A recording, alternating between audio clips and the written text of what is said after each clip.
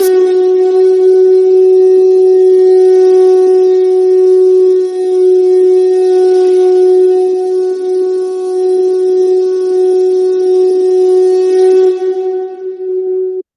श्री गणगणपति नमः। श्री गणेश की वंदना कर दिन के स्वामी शुक्रदेव तथा माता लक्ष्मी की आराधना कर, इष्ट देव का ध्यान कर, गुरुजनों को नमन कर अभिनंदन करते हैं आपका वरुण स्टोर द्वारा प्रस्तुत आज के दैनिक पंचांग। यह दैनिक पंचांग हम नित्य प्रस्तुत किया करते हैं और इसमें डेटा जो भी प्रयुक्त होता है दैनिक पंचांग से लिया जाता है, छवि तक ध्वनि गूगल से ली जाती है और यह प्रस्तुति आप तक यूट्यूब के माध्यम से, यूट्यूब के सौजन्य से हम सफलपूर्वक पहुंचा पाने में समर्थ होते हैं। जिस प्रकार पंचांग के 5 अंग होते हैं, उसी प्रकार इस प्रस्तुति के भी 5 भाग हैं। पहला भाग पंचांग मुहूर्त और ग्रहों के गोचर से संबंध रखता है और इसी पहले भाग में से पंचांग मुहूर्त को लेकर इस प्रस्तुति का लघु रूप आपके सुझाव के अनुरूप हम नित्य प्रस्तुत अलग से किया करते हैं। दूसरा भाग ताराबलम जिसका नाम है, जिसमें सितारे करते काम है और सितारे कभी झूठ नहीं बोलते। जी हाँ, ताराबलम के अनुसार सितारे आज की शुभता और अशुभता के बारे में क्या संकेत दे रहे हैं सभी जातकों के लिए, विभिन्न नक्षत्रों में जन्मे जातकों के लिए। यह पद्धति नवतारा चक्र पद्धति पर आधारित है, जो जिसके आधार पर हम पूरे जीवन काल में ग्रहों के शुभ और अशुभ ग्रहों को चिन्हित कर सकते हैं, पता कर सकते हैं और साथ ही साथ उससे दशा महादशा का फल, जन्म कुंडली में बैठे ग्रहों को उसके अनुसार कर्म करने का मार्गदर्शन और साथ ही साथ विभिन्न नक्षत्रों में जन्मे जातक हमारे लिए कितने उपयोगी, कितने फलदायी, कितने बाधक हो सकते हैं, ये सभी हम जान सकते हैं विस्तृत चर्चा प्रस्तुति में। तीसरा भाग चंद्र बलम इसका नाम है, राशि के अनुसार इसमें करते काम है और विभिन्न चंद्रमा जिस राशि में जन्म कुंडली में बैठे होते हैं उसके अनुसार आज का दिन कैसा होने की संभावना है विभिन्न जातकों के लिए। यहाँ विस्तृत चर्चा प्रस्तुति में। चौथा भाग चौघड़िया, एक प्रकार का मुहूर्त ज्योतिष, किसी भी कार्य के लिए काफी उपयोगी। हम जो भी कार्य करते हैं उसमें शुभता की अपेक्षा करते हैं और चौघड़िया एक प्रकार का मार्गदर्शन करता है, शुभ और अशुभ काल बताता है। विस्तृत चर्चा प्रस्तुति में।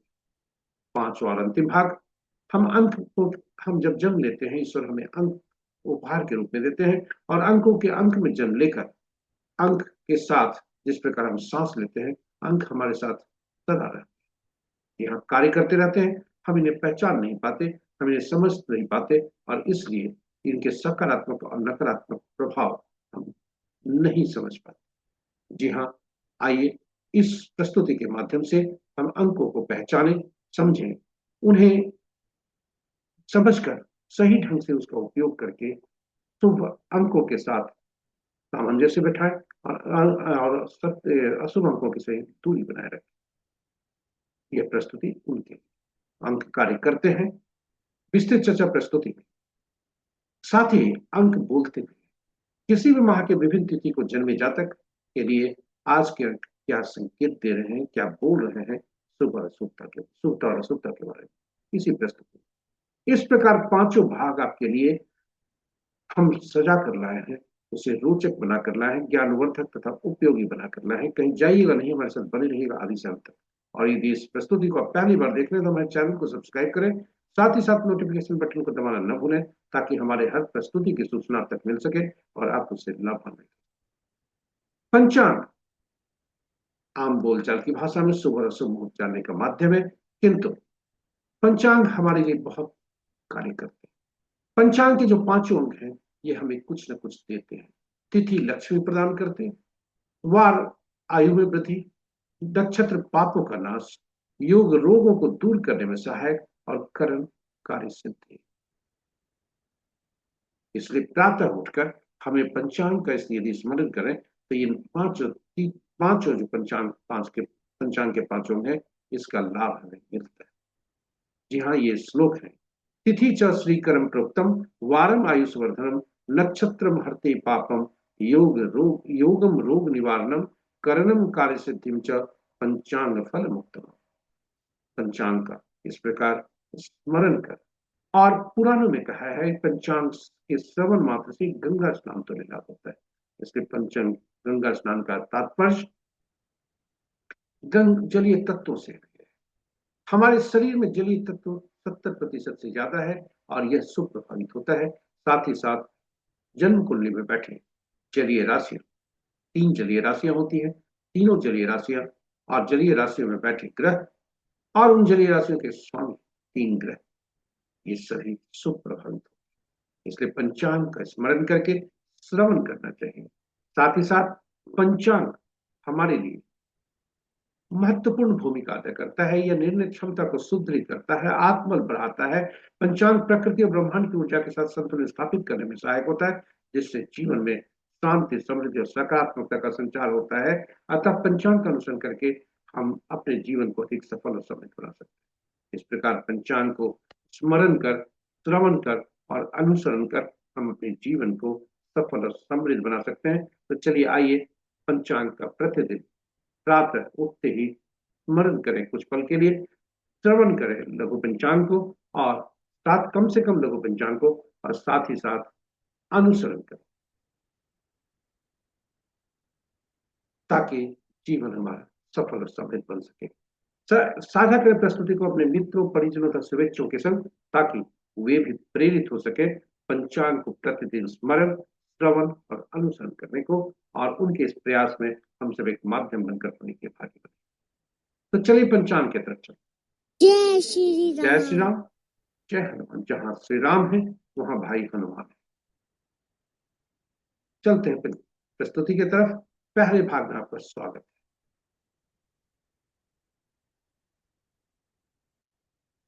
आज का दिनांक 13 मार्च 2026, माह चैत, पक्ष कृष्ण, शाका संवत 1947 विश्वसु, विक्रम संवत 2083 सिद्धार्थी, और कलयुग का 5126वां वर्ष। आज का सूर्योदय 6:01 पर, सूर्यास्त 5:57 पर। Sunrise at 6:01 a.m. and sunset at 5:57 p.m. आज का दिशा शुल्क पश्चिम है, फिर भी इस दिशा में यात्रा करने को बाध्यता हुई। जौ खाकर या दूध का सेवन करके यात्रा में शुभता है। पंचांग के 5 अंक इस प्रकार। वार शुक्रवार, तिथि प्रातः 6:28 तक नौवीं जो रिक्ता तिथि के अंतर्गत आता है, उसके बाद 10वीं जो पूर्णा तिथि के अंतर्गत आता है। नक्षत्र कल भोर में 3:03 तक पूर्वाषाढ़ा, उसके बाद उत्तराषाढ़ा। जी हाँ, और नक्षत्रों के पद इस प्रकार। आज का दिन का आरंभ पूर्वाषाढ़ा के प्रथम पद से होता है, जो प्रातः 7:21 तक। दूसरा पद अपराह्न 1:57 पर। तीसरा पद रात्रि के 8:31 तक, और चौथा पद कल भोर में 3:03 तक। इसके बाद आरंभ होता है उत्तराषाढ़ा नक्षत्र। योग दिन के 10:32 तक व्यतिपात, उसके बाद वरियान, और करण प्रातः 6:28 तक गर्भ, तत्पश्चात रात्रि के 7:23 तक वनिज, और फिर वृष्टि। तो ये रहे हमारे पंचांग के 5 अंक। महत्वपूर्ण मुहूर्त के में जाने के पूर्व भोलेनाथ का वास देखते हैं कि भोलेनाथ का वास कहाँ है। जो कल स्थिति थी वही आज भी स्थिति है, क्योंकि नौवीं आज कल पूरी रात थी, आज नौवीं और 10वीं दोनों। तो जय भोलेनाथ। ओम नमः शिवाय। जब तक नौवीं तिथि है, यानी प्रातः 6:28 तक रिक्ता तिथि के अंतर्गत भोलेनाथ सभा स्थल पर हैं, उसके बाद क्रीड़ा स्थल पर जाते हैं, दोनों शुभ नहीं है। जय भोलेनाथ। ओम नमः शिवाय। महत्वपूर्ण ओम मुहूर्त नमः में शिवाय। अभिजीत मुहूर्त दिन के 11:35 से 12:23 दिन तक। अमृतकाल रात्रि के 9:47 से 11:32 रात्रि तक। विजय मुहूर्त अपराह्न 1:58 से 2:46 अपराह्न तक। गोधूलि बेला संध्या, गोधूलि बेला संध्या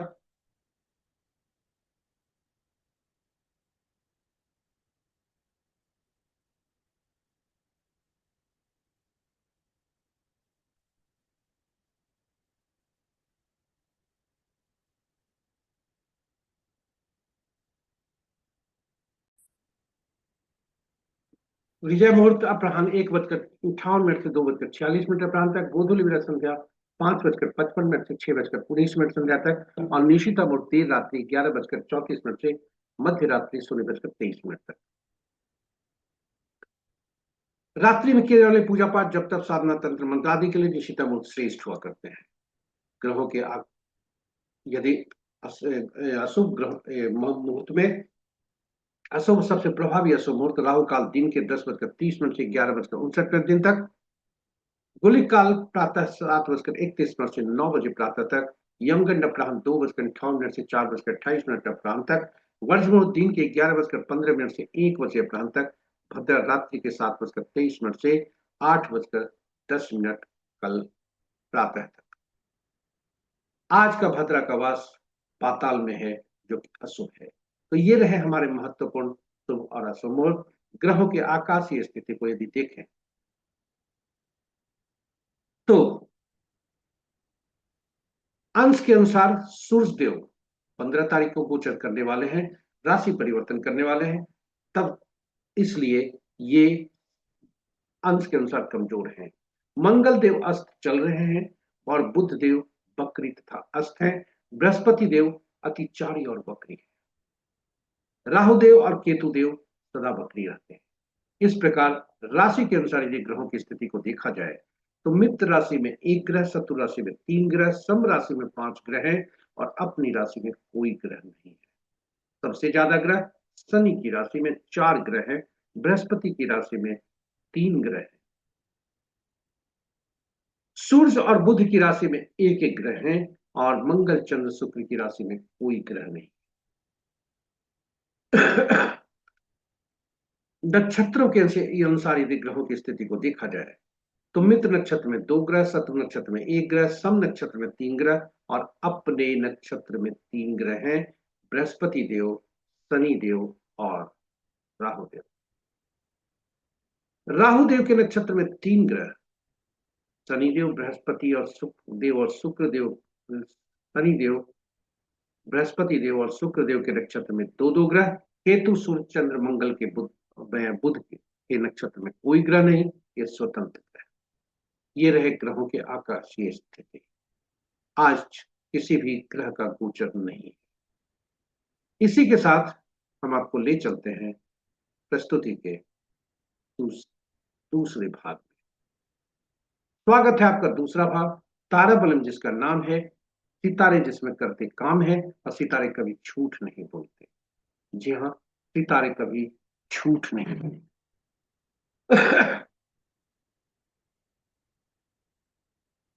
ताराबलम की सारणी, पूरी सारणी आपके समक्ष प्रस्तुत है और ताराबलम के समक्ष जो नक्षत्रों के नाम है वो चंद्रमा के गोचर से संबंध रखता है और ताराबलम के नीचे जो नक्षत्रों के नाम है वह हमारा नक्षत्र, जन्म नक्षत्र दिखाता है और दोनों जहां मिलते हैं वही आज का फल होता है।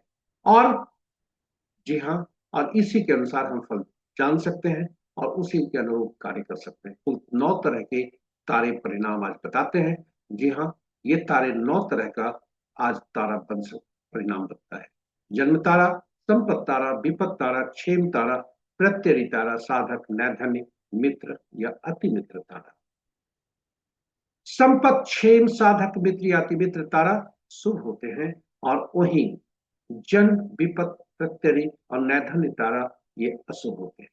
शुभ तारे में हम शुभ कार्य दैनिक कार्य तो करेंगे ही, साथ ही साथ नए कार्यों का आरंभ भी कर सकते हैं, उसमें शुभता की संभावना ज्यादा रहती है।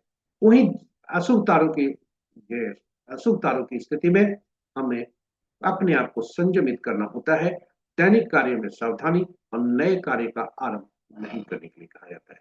साथ ही साथ धैर्य, इसलिए कि अशुभ तारों को शुभ तारों में परिवर्तन करने का जोखिम नहीं लेने की सलाह है। इस प्रकार ये तारा बलम मुख्यतः 9 तारा चक्र पद्धति पर आधारित है और ये 9 तारा चक्र पद्धति का मुख्य मूल सिद्धांत है ग्रहों के मन नक्षत्र होते हैं, नक्षत्र ही ग्रह के फल देते हैं। प्रश्न उठता है 27 नक्षत्र 9 ग्रह, कौन से नक्षत्र किस ग्रह के फल देंगे, इसके लिए 27 नक्षत्रों को 9 ग्रह नक्षत्रों की सूची को सूचीबद्ध करके आपके समक्ष जो सारणी है उस 3 श्रेणियों में रखा जाता है इन सारणी के अनुसार। और ग्रहों को महादशा के क्रम में रखा जाता है। पहला ग्रह केतुदेव, दूसरा शुक्र, तीसरा सूर्य, चौथा चंद्रमा, पांचवा मंगल, छठा राहु, सातवां बृहस्पति, आठवां शनि, नौवां बुध। और कौन से ग्रह किस नक्षत्र के फल पाएंगे, कौन से नक्षत्र किस ग्रह का फल देंगे, इसके लिए नक्षत्रों को का उसका स्वामित्व ग्रहों को दिया जाता है। और पहला ग्रह को मिलता है हर श्रेणी में से पहला नक्षत्र, यानी पहला 10वां 19वां नक्षत्र का स्वामित्व। दूसरे ग्रह को दूसरा 11वां 20वां ग्रह का स्वामित्व। तीसरे ग्रह सूर्य बनते हैं, उन्हें मिलता है तीसरा 12वां 21वां नक्षत्र का स्वामित्व। और इस तरह घड़ी की सुई की दिशा में आगे बढ़ते हुए बुध देव जो 9वां ग्रह बनते हैं, उन्हें मिलता है 9वां 18वां 27वां नक्षत्र का स्वामित्व। और यह सूची इस प्रकार बनती है और इस प्रकार यह सूची बनती है।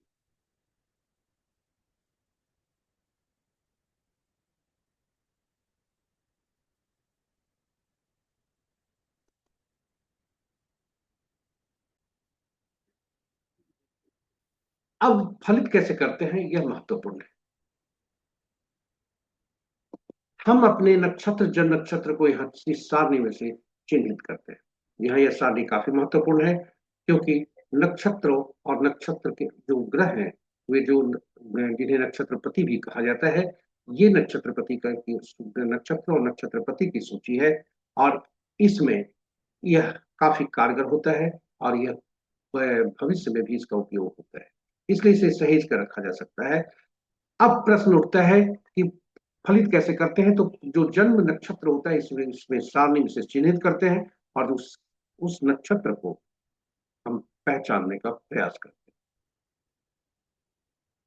हैं। और ये नक्षत्र जो होते हैं, जो भी हमारा जन्म नक्षत्र होता है, उसके समक्ष जो ग्रह है वह हमारा जन्म ग्रह बनता है। जी हाँ, हमारी जीवन यात्रा वर्तमान जीवन में यहीं से आरंभ हो, यानी इस ये जन्म ग्रह बनते हैं और इसी ग्रह के दशा महादशा में हमारा जन्म हुआ होता है। साथ ही साथ पिछले जन्म में भी इसी ग्रह के दशा महादशा में हमारी मृत्यु भी हो।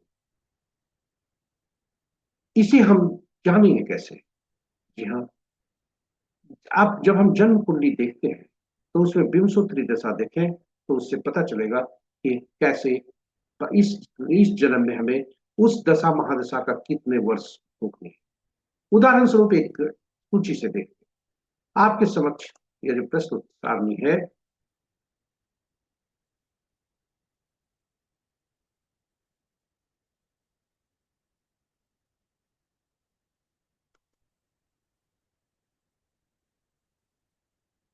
आपके समक्ष जो प्रस्तुत सारणी है उसके अनुसार देखें। जी हाँ, आप देखें इस एक जातक का जन्म धनु आज ही के दिन का लिया है। धनु लगन में जन्म हुआ है और धनु लगन में के जो नक्षत्र होते हैं पूर्वाषाढ़ नक्षत्र, और पूर्वाषाढ़ नक्षत्र का स्वामी शुक्रदेव बनते हैं। शुक्रदेव की दशा महादशा में जातक का जन्म है, जिसकी दशा अवधि 20 साल होती है। जातक को 15 साल 10 महीने 8 दिन इस जीवन में भोगने होते हैं, जो और पिछले जन्म में वह 4 वर्ष 1 महीना 22 दिन भोग चुके। तो इस प्रकार हम ग्रहों के बारे में जान सकते हैं और ये दशा महादशा का फल इसी तरह से हम जान सकते हैं और इसलिए यह महत्वपूर्ण बनता है। अब प्रश्न उठता है कि दशा महादशा का फल पिछले जन्म में भी हो चुका, इस जन्म में भी वही ग्रह है, इसलिए यह इस ग्रह को पीड़ा की श्रेणी में रखा जाता है। इसलिए पहला ग्रह जो बनता है वह पीड़ा की श्रेणी में होता है और इसलिए पहला ग्रह पीड़ा की श्रेणी में। और घड़ी की सुई की दिशा में हम गणना करते हैं। पहला ग्रह पीड़ा की श्रेणी में, दूसरा चौथा छठा आठवां नौवां ग्रह ये शुभ फलदायी होते हैं और तीसरा पांचवां सातवां भी पीड़ा देते हैं, बाधा देते हैं, अशुभता देते हैं, अति पीड़ा देते हैं।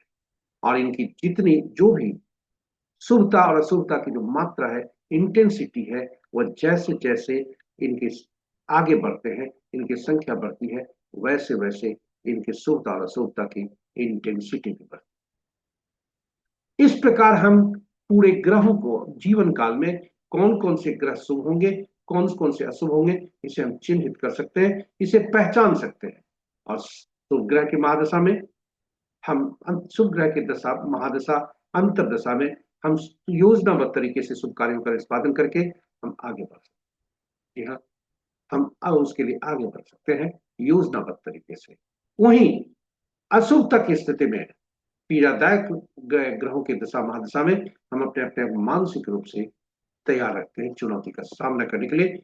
जो अचानक हमें पीड़ा नहीं मिलता, तो इससे हमारे जो मानसिक अवस्था है वो सही रहती है, हम इससे मजबूत बनेगा। इस प्रकार हम ग्रहों के बारे में तो जान गए।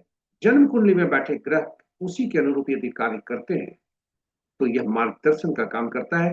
शुभ ग्रहों के की दशा महादशा में हम कितनी अपेक्षा करें और कैसे कार्य करें, यह हम जान सकते हैं। जन्म कुंडली में बैठे ग्रह क्या फल देंगे और उनसे कैसे फल लिया जाए, यह भी हम समझ सकते हैं। उदाहरण स्वरूप, दूसरा ग्रह संपत्ति का बनता है।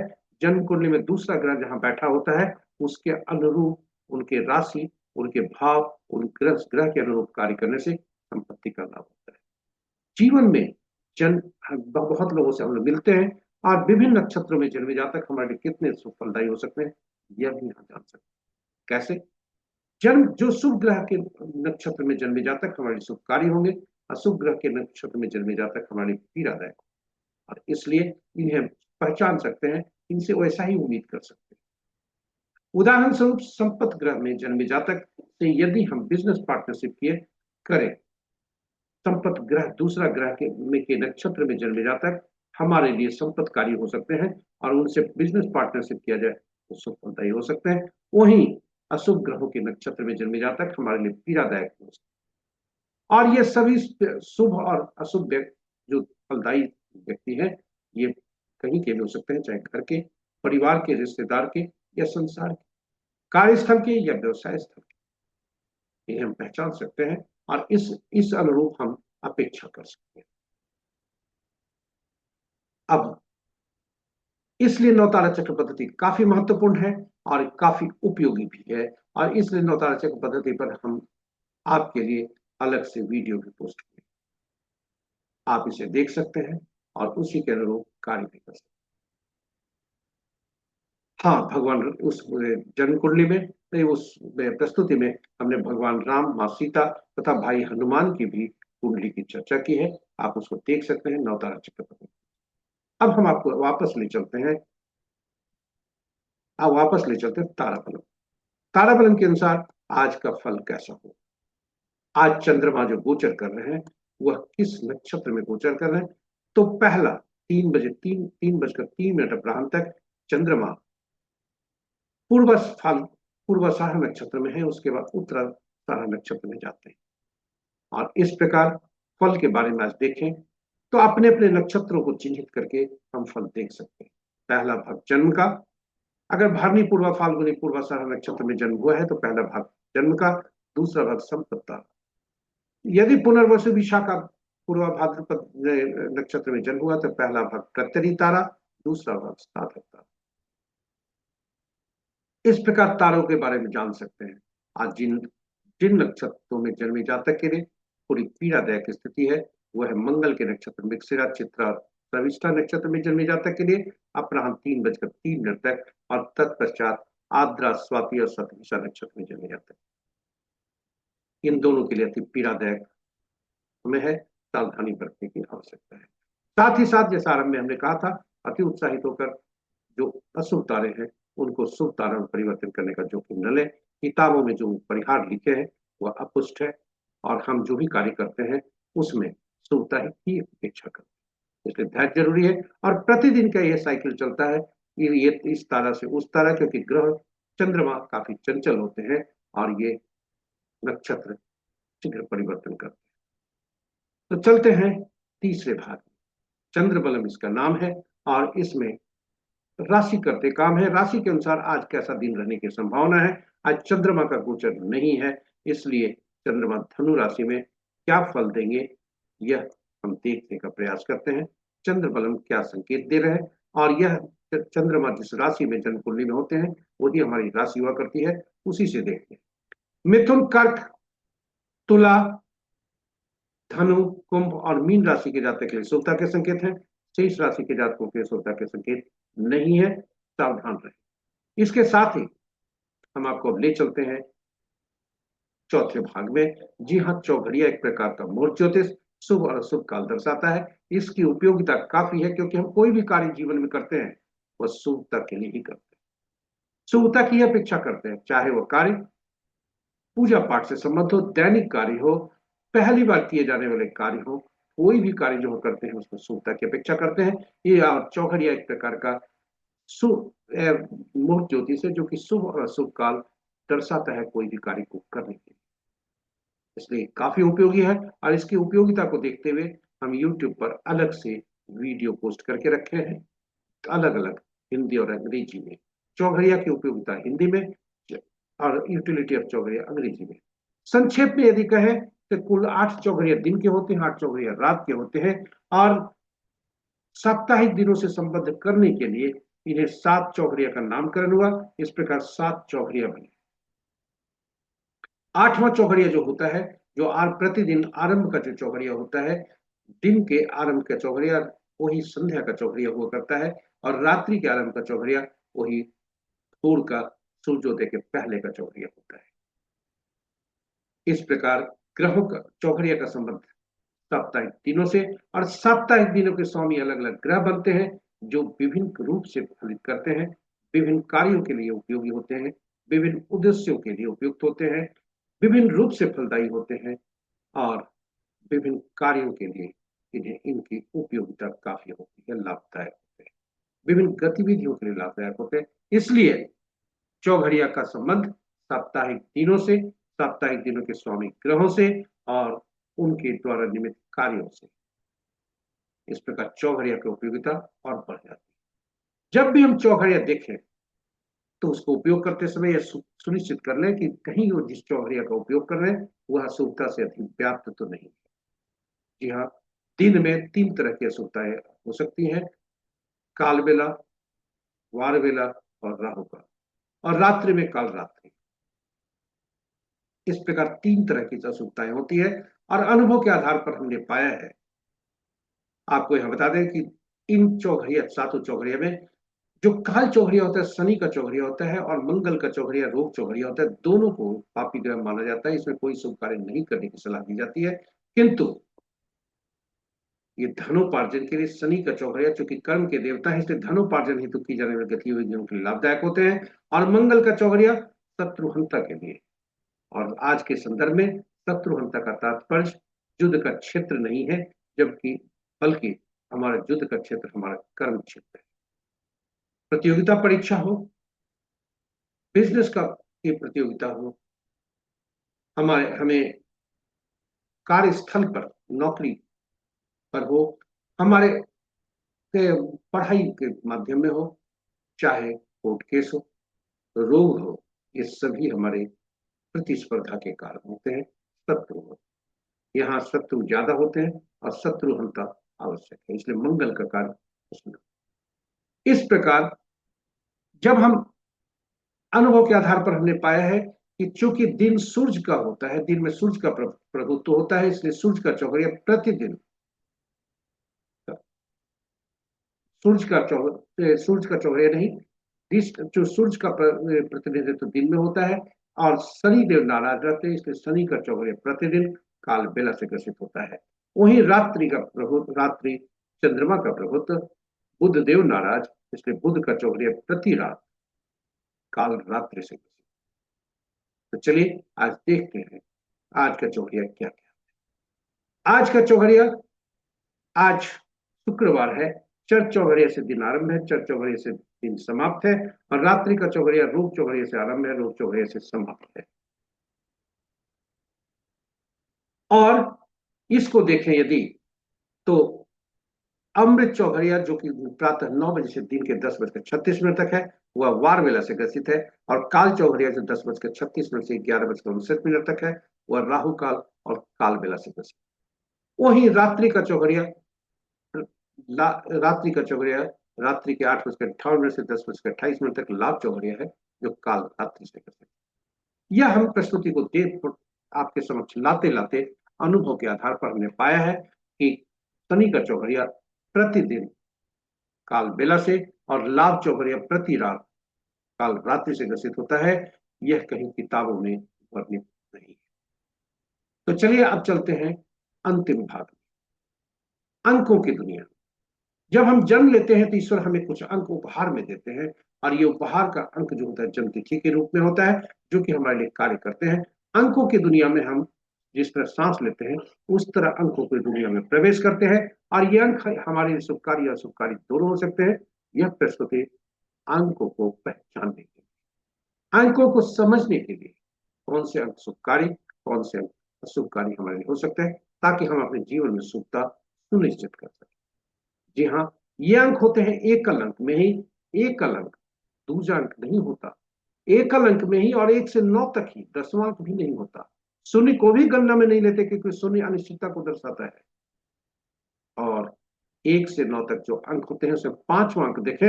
ये 5 अंक, जी हाँ, पांचों अंगुली जब मिलते हैं तो मजबूत होते हैं। ये 5वां अंक मध्यम अंक होता है, और इसलिए काफी मजबूत होता है। इसे केंद्र का अंक कहा जाता है। अगर वास्तु शास्त्र में कहें तो यह ब्रह्म स्थान होता है। तो 5वां अंक मजबूत या अपने से पूर्व के आने वाले अंकों को, बाद में आने वाले अंकों को यह संतुलित करता है। वो पूरे संतुलित करके मजबूत स्थिति में रखता है। यह काफी मजबूत है। और ये 1 से 9 तक जो अंक है, इन्हें कितना अच्छा समझना कितना आसान है, क्योंकि इनके 9 ही ग्रह है, शासक ग्रह। जी हाँ, 1 से 9 तक अंक और 9 शासक ग्रह। 1 के सूर्य, 2 के चंद्रमा, 3 के बृहस्पति, 4 के राहु, 5 के बुध, 6 के शुक्र, 7 के केतु, 8 के शनि, 9 के मंगल। और इन ग्रहों के अलग अलग गुण होते हैं, तत्व होते हैं, ऊर्जा होती है, और ये सभी इन अंकों में भी समाहित। इस प्रकार हम अंक, इन अंकों को इनके तत्वों, गुणों और इनके ऊर्जा के आधार पर अंकों की दुनिया में इन्हें विभिन्न नामों से पुकारा जाता है। एक को राजा, सरकार या नौकरी पेशा वाले के लिए बॉस से, 2 को रानी या पार्टनर से, 3 को गुरु या सलाहकार से, 4 को शरारती तत्वों से, नियम तोड़ने वाले, झांसा देने वाले व्यक्तियों से, और 5 को राजकुमार से, 6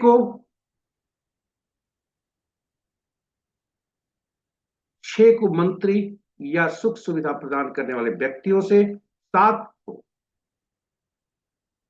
7 को धर्मगुरु से या ऐसे व्यक्ति से जिन्हें भविष्य में घटने वाली घटनाओं का पूर्वाभास हो, पूर्वानुमान हो, 8 को अधीनस्थ से, यानी समाज के नीचे तबके के लोग, हमारे अधीन कार्य करने वाले लोग, नौकर चाकर और न्यायाधीश, और 9 को सेनापति, पुलिस या डॉक्टर।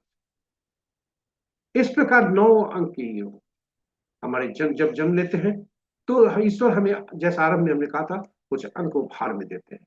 और आज जो हमने अंक लिया है, ये किसी व्यक्ति का लिया है जिसका आज जन्म।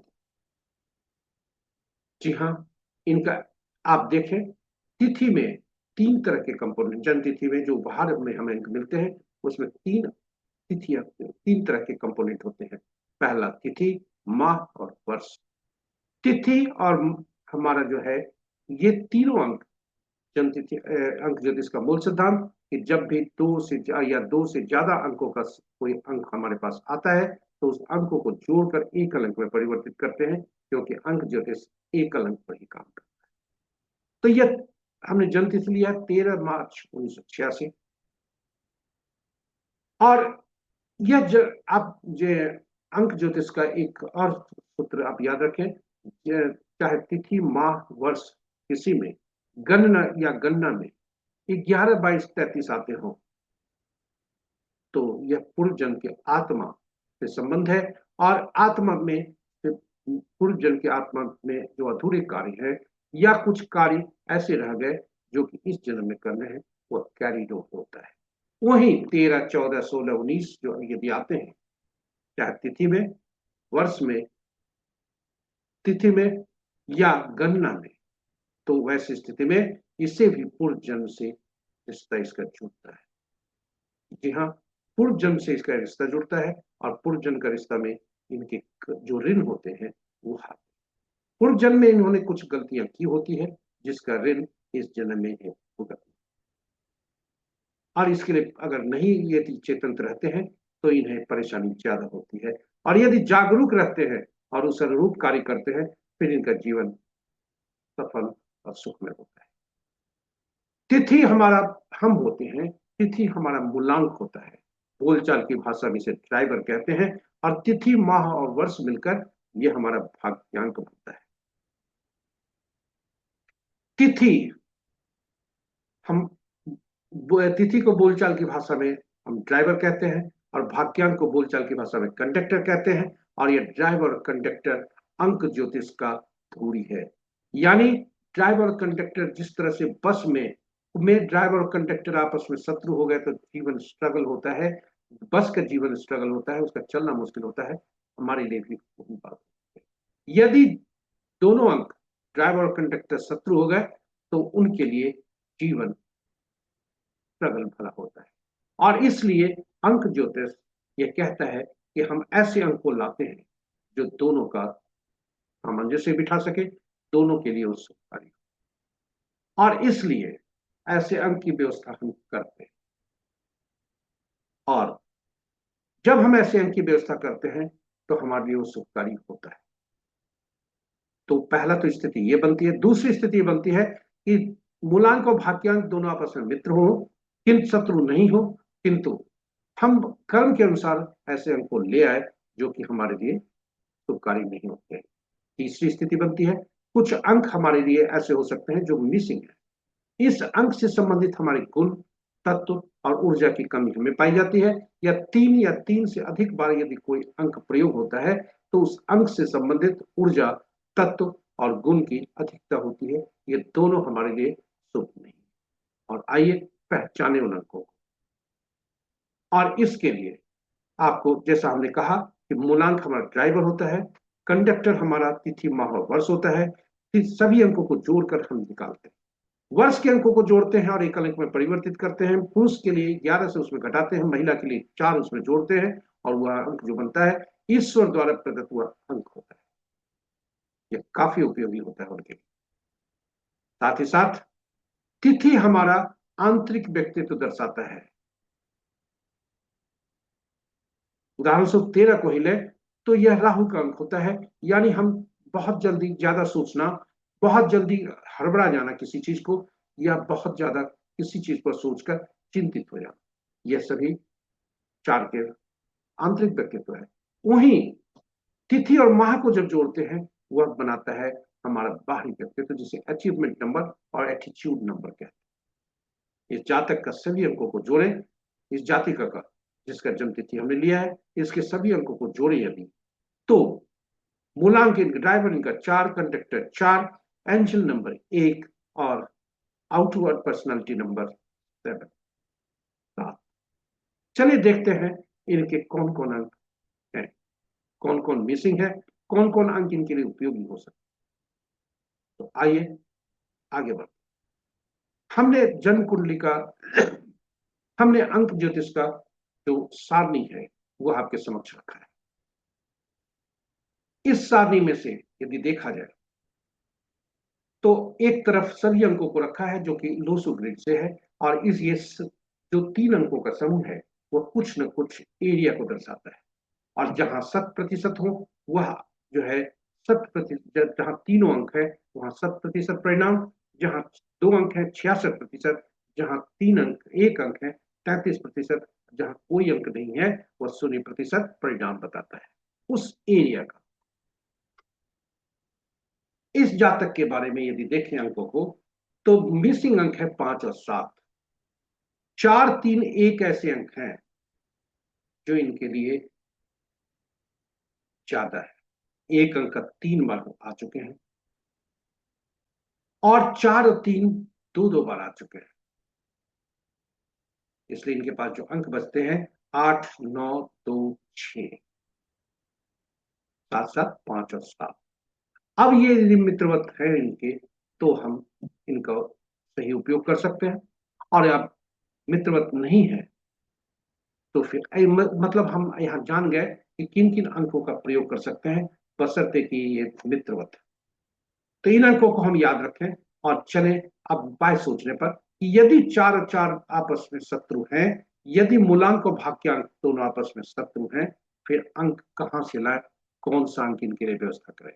जी हाँ, ऐसे के लिए सबसे सहारा लेते हैं ऐसा अंक मोबाइल का अंक जो होता है वह क्षणिक होता है, कुछ अवधि के लिए होता है, जब जब उसका उपयोग करते हैं तब तब होता है।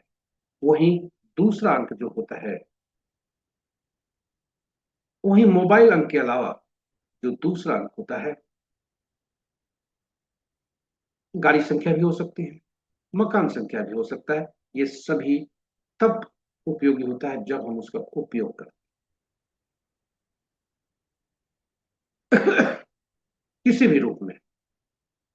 लेकिन जो ऐसा हमें मूलांक और भाग्यांक जब शत्रुवत हो, ऐसे अंक की व्यवस्था करनी है जिस तरह ये अंक स्थिर होते हैं, स्थायी होते हैं, उसी तरह वह भी स्थायी हो। और वह स्थायी सोर्स हो सकता है नाम, क्योंकि नाम धरती के ईश्वर देते हैं, जन्म के बाद माता पिता देते हैं, और वह नाम जो होता है वह काफी ऊर्जा देता है। तो आइए इस जातक के बारे में हम देखें कि नाम क्या कहता है।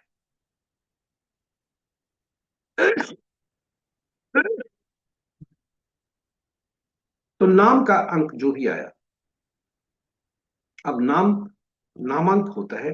आप कहेंगे इसमें अक्षर होते हैं, फिर अंक कहां से आया? इसके लिए ये सूची आपके समक्ष प्रस्तुत। हर अक्षर के अंकीय मूल्य होते हैं, और इसलिए इस अक्षर का अंकीय मूल्य भी आप देखें। और जब भी नाम हम जो होता है, उस नाम का हम अंकीय मूल्य में परिवर्तित, अक्षरों प्रयुक्त हुए अक्षरों को अंकीय मूल्य में परिवर्तित करते हैं, और यह नाम जो बनता है यह एक काल्पनिक नाम है। और यह देखें, इनका नामांक हमने प्रयास करके देखा है, यह जो भी बनता है। और नाम का जो पहला अक्षर होता है यह काफी महत्वपूर्ण होता है, क्योंकि यह काफी ऊर्जा देता है, और यह मूलांक और भाग्यांक का शत्रु नहीं होना चाहिए। क्योंकि नाम का पहला शब्द और काफी ऊर्जा देता है, और नाम का पहला अक्षर सबसे ज्यादा ऊर्जा देता है। जब भी हमें नाम पुकारा जाता है समूह से, तो पहला अक्षर जैसे पुकारा जाता है, हमारी चेतना जागती है, और हम उसका रिस्पॉन्स करने के लिए तैयार होते हैं। और कई बार ऐसा होता है, पूरा नाम पुकारने के पूर्व हम उसका रिस्पॉन्स करते हैं। तो चलिए हम देखें कौन कौन से अंक शत्रु अंक हैं। क्योंकि अब शत्रु अंक को पहचानना जरूरी है। हमने देखा इनका मूलांक जो भी है, भाग्यांक जो, और नामांक इनका 2 पर आता है। नाम का पहला अक्षर 6। शत्रु अंकों की सूची आपके समक्ष प्रस्तुत। 1 के 8, 2 के 4, 6 8 9, 3 के 6, 4 के 8 9 4 2, 5 के कोई नहीं, 6 के 3 9, 7 के 7 9 3, 8 के 1 2 9 4 8, और 9 के 6 4 2 8। इस प्रकार यदि देखें तो 4 के जो शत्रु है 8 9 4 2 है, और इनके पास जो अंक है उपलब्ध वे 8 और 2 है, 5 7 3 भी है, 3 2 बार आ चुके हैं। इस प्रकार इन अंकों के बारे में हम देखें और समझें। साथ ही साथ आपको बताते चले, कुछ अंक ऐसे भी होते हैं जो अपने ही शत्रु होते हैं। ये देखें इनके शत्रु कौन कौन है। जी हाँ, 4 के शत्रु 4, 4 के शत्रु 4, 7 के शत्रु 7, 8 के शत्रु 8, 9 के शत्रु 9। यानी 4 का शत्रु 4 है। यदि 4 का रिपीटेशन होता है, 7 का कहीं रिपीटेशन होता है, 8 का रिपीटेशन होता है, 9 का रिपीटेशन होता है, तो शुभ नहीं है। चाहे दैनिक, चाहे तो जन्म तिथि में, जनगणना में, या हम जो इसके बारे में जो जानने का, जब चाहे तो जनगणना में, या कोई भी मोबाइल अंक, गाड़ी संख्या आदि में उपयोग करते हैं, तो वह इनके लिए उपयोगी नहीं होता। इसलिए इनका नाम का जो वॉवेल और कॉन्सोनेंट है वह भी देखें। वॉवेल ज्यादा है, कॉन्सोनेंट कम है। वॉवेल का ज्यादा होना शुभ कार्य, लेकिन नाम का जो है, आप ये देखें कि नाम का इनका पहला अक्षर क्या कहता है। यू 6 दे रहा है, जो कि 4 का शत्रु नहीं। तटस्थ है 4 का 6 के साथ, और 4 का किंतु 2 नामांक जो जा रहा है वो शत्रु है। हालांकि ये काल्पनिक नाम है, और इन्हें हार्दिक बधाई जन्मतिथि की। जिनकी जन्म तिथि होगी, ये हमने काल्पनिक नाम लिया है, काल्पनिक जन्म तिथि ली है। और अब कुछ अंक अपने के ही शत्रु होते हैं, इसलिए इन्हें शत्रु की श्रेणी में रखा जाता है। आपके समक्ष हमने वह भी अंक रखा है जो कि हर अंक का शत्रु अक्षर होता है। यह आपके लिए नाम, शहर का नाम आदि चयनित करने में सुविधा। तो आपके समक्ष हमने ये रखा, वह वर्षफल कैसे निकालते हैं यह जानते हैं। तो इस जातिका का वर्षफल निकालने की विधि बताता हूं कि जन्म तिथि में से वर्ष को निकाल दें और वर्तमान वर्ष को जिसमें रख दें। जो अंक होता है वह यदि मूलांक और भाग्यांक का शत्रु हो तो मित्रवत हो तो अच्छा, शत्रुवत हो। इनका जो अंक बनता है, आप देखें रनिंग एज 4 है, और जो अंक बन रहे हैं पर्सनल ईयर हुआ 8 बन रहा है। 4 और 8 आपस में शत्रु। साथ ही साथ ये मूलांक और भाग्यांक दोनों के शत्रु हैं, इसलिए यह वर्ष इनके लिए थोड़ा अति सावधान रहने की आवश्यकता है। और इन्हें अति सावधान स्वास्थ्य के मामले में, कोई भी निर्णय के मामले में, क्योंकि निर्णय इनके गलत हो सकते। रनिंग एज 4 है और जो पर्सनल ईयर है कैलकुलेट जो होता है 8। 4 आपको उतावला बनाता है और 8 आपको धैर्य रखने कहता है, धीमे जाने को कहता है। शनि शनि फल देते हैं, इनकार नहीं करते, लेकिन अति सावधान रहने की आवश्यकता है, कर्म स्थल पर भी और अपने निजी जीवन में। इसी के साथ यह हमने उद्देश्य जन्म तिथि शैक्षणिक से लिया है, हम कोई प्रोडिक्शन नहीं कर। इसी के साथ हमने देखा कि अंक कैसे कार्य करते हैं, अंक कैसे बोलते हैं। यह देखें, आज का अंक 8 होता है। 8 अंक किसी के दुष्ट मित्र नहीं है, और 1 2 3 4 के अति शत्रु हैं। 8 और 9 के भी शत्रु हैं, क्योंकि अपने के भी शत्रु हैं। और इसलिए 8 अंक न्यायालय का होता है, 8 अंक सेनापति का होता है। यह किसी के मित्र नहीं होते, ये तटस्थ ज्यादा होते हैं। 5 के साथ, 6 और 7 अंकों के साथ ये तटस्थ हैं, क्योंकि आखिर सूर्य 6 अंक शुक्र का होता है, इन्हें भी थोड़ी सुख सुविधा चाहिए। इस तरह तटस्थ स्पिरिचुअल भी हो सकते हैं, और आखिर परिवार संतान इनका भी होता है, इसलिए ये भी उस मामले में तटस्थ हो सकते हैं परिवार के। तो कहा गया कि आप ये देखें कि 8 अंक किसी के मित्र नहीं है, इसलिए 5 14 23 6 15 24 और 7 16 25 को किसी भी माह के जन्म जातक के लिए आज का दिन साधारण रहने की आवश्यकता है, साधारण रहने की संभावना है। और शेष अंकों वाले विशेषकर 1 10 19 28 2 11 20 29 3 12 21 30 और 4 13 22 21 को जन्म जातक अति सावधान। और 8 17 26 और 9 18 27 तारीख को जन्मे जातक ये भी सावधान उन्हें रहने की आवश्यकता है, ताकि मान सम्मान आदि में कमी न हो। इसके साथ ही अंक बोलते हैं सीरीज समाप्त हुई और पूरी प्रस्तुति के अंतिम चरण में हम पहुंच गए। आप हमारे साथ बने रहे, इसके लिए बहुत बहुत धन्यवाद। आशा करते हैं पूरी प्रस्तुति आपके लिए रोचक, ज्ञानवर्धक तथा उपयोगी साबित हो। यदि इस प्रस्तुति को आप पहली बार देख रहे हैं तो हमारे चैनल को सब्सक्राइब करें, साथ ही साथ नोटिफिकेशन बटन को दबाना न भूलें, ताकि हमारे हर प्रस्तुति की सूचना आपको मिल सके और आप उससे लाभान्वित हो। साझा करें प्रस्तुति को अपने मित्रों, परिजनों तथा शुभेच्छुओं के संग, ताकि वे भी प्रेरित होकर इस प्रस्तुति का लाभ उठा सके। प्रतिदिन पंचांग का स्मरण, श्रवण और अनुसरण कर सकें और अपने जीवन में सुखता ला। प्रस्तुति को देखने के क्रम में यदि आपके मन में कोई सुझाव आए हो, देर न कीजिए, YouTube के कमेंट बॉक्स पर हमें लिख दीजिए, और ताकि हम उसका अनुसरण करके, उसे आकलन करके उसका, और उसी अनुरूप हम इस प्रस्तुति को और बेहतर। इसी के साथ हम विदा लेना चाहते हैं आपसे। और आज शुक्रवार का दिन है। शुक्रदेव माँ लक्ष्मी असीम कृपा पर बनी रहे। आपका दिन शुभ शुभ हो। जय सुखदेव, जय माँ लक्ष्मी।